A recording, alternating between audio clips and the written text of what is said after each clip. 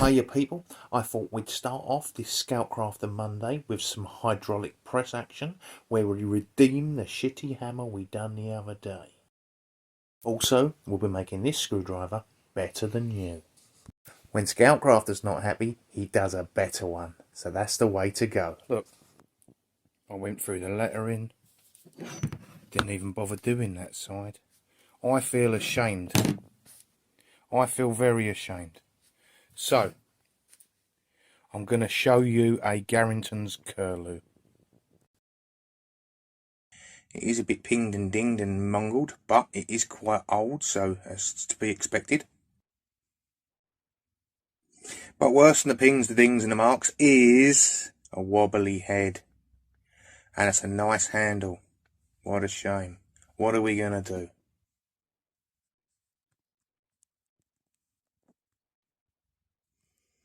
Well, first off, what we're going to do is get that head and the handle separated. So I'm going to use a socket a little bit smaller than the hole, the hydraulic press, and I'm going to push the socket in until I lose it.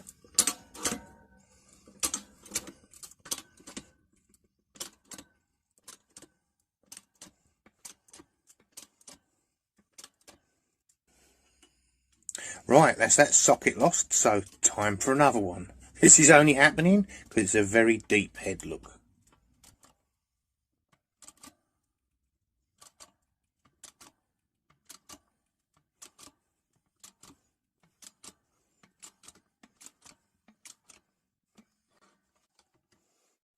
Normally the handle would have dropped out way before now.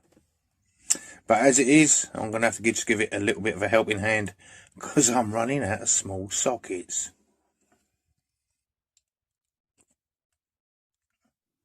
Right, that's the head off the handle. Now we can have a better look at the head. It's a bit messy in there, isn't it? You can just make out made in England and a smeared date down the bottom. And on the other side, we can just make out curlew and 20 ounce. So, time to get this head cleaned.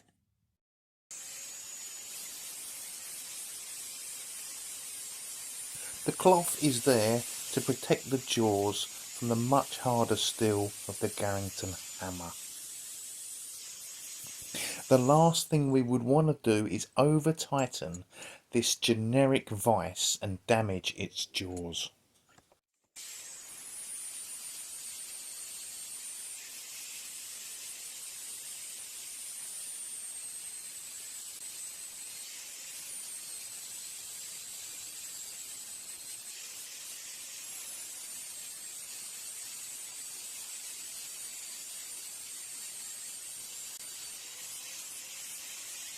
Now, what just took less than a minute on here probably took 10 to 15 minutes in real life to do all the sides, keep turning it round.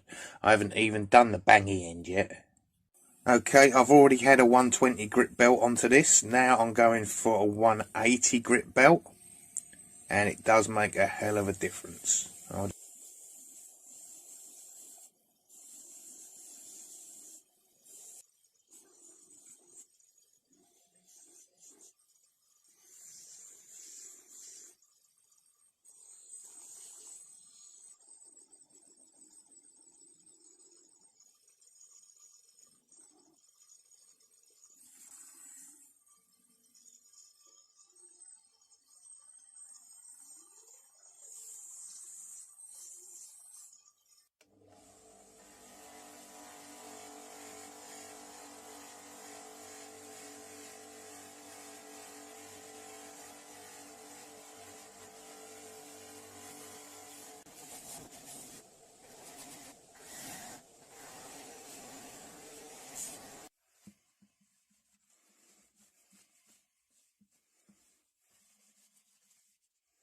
So there's nothing really wrong with this handle, apart from the fact the head's a bit loose on it.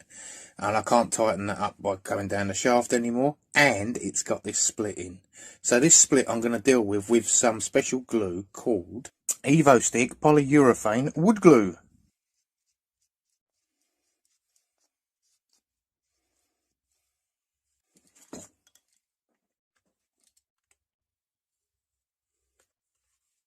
Now it's meant to set in 5 minutes, but you know, anything like this, I like to clamp it up and leave it for a good couple of hours. Longer if possible. And while that's clamped up, it's a good time to get some true oil gunstock finish on the rest of the handle.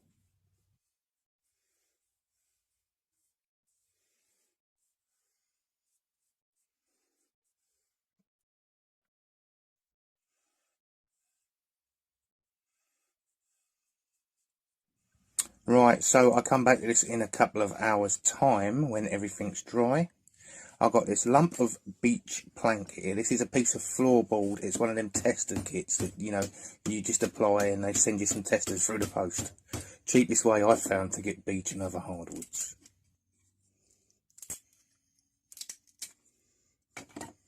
So, chisel a lump off. Nice lump.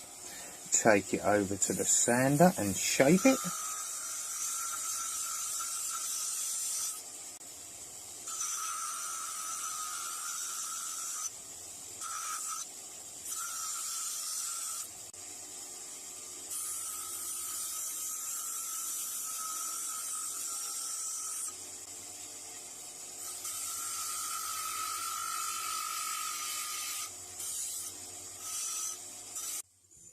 And now make it fit in that loose bit.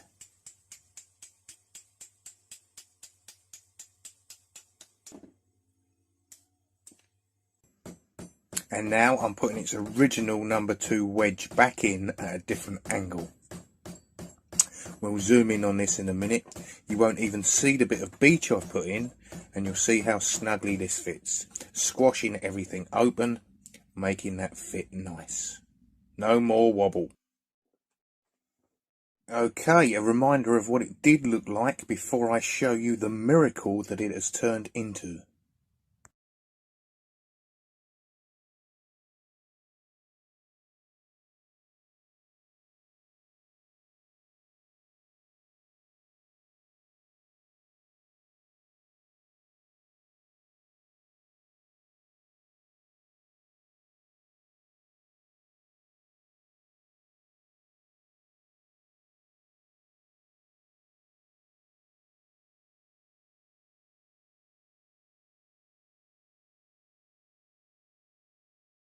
This is what happens when you're filming from above. You're trying to get your fingers to reflect in it. You don't know what you're doing.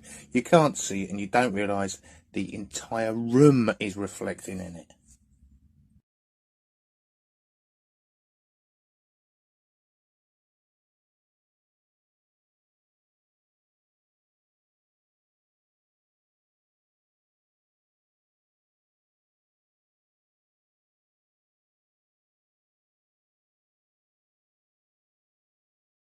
Managed to keep all the lettering and get the date up clearer. We can see it now says 6 of 58.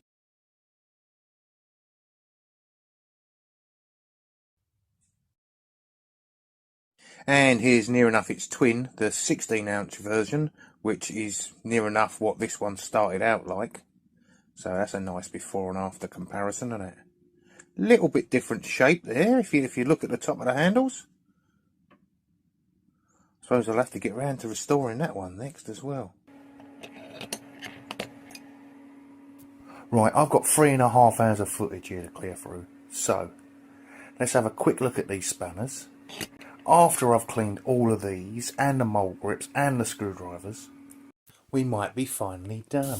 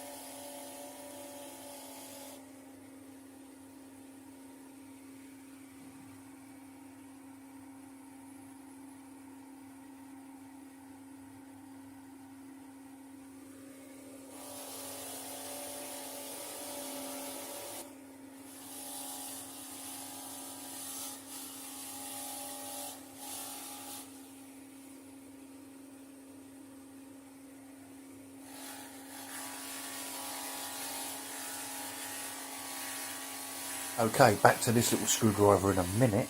But now, remember this Stanley I paid £1 for? It doesn't retract very well. So, bit of silicone spray, and Bob's your sister's uncle's brother.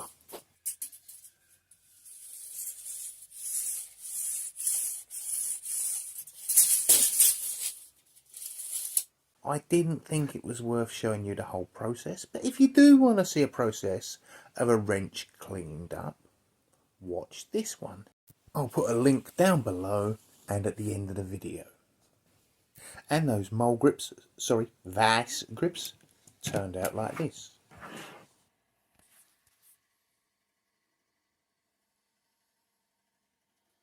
Right then, do we remember this little Phillips #1 screwdriver? It has got a bit of damage at the front. We'll start with that. Can you see that? It's like burnt. Stick a screw through the middle of one of these sanding discs. This is an old one, show you in a minute. Right. So that's just an old one that I've used before.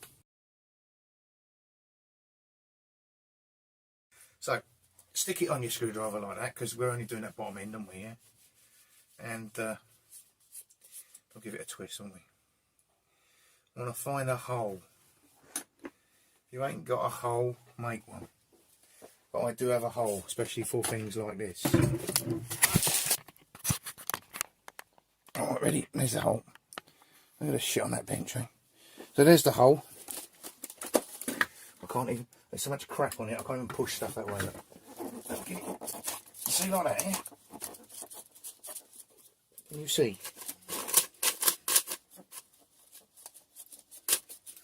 Check it every now and again. Don't let it go like the camera. There.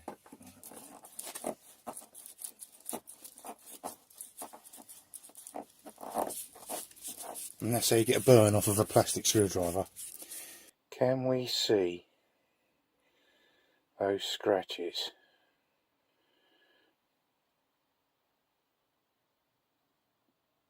I think so, can't we? Right.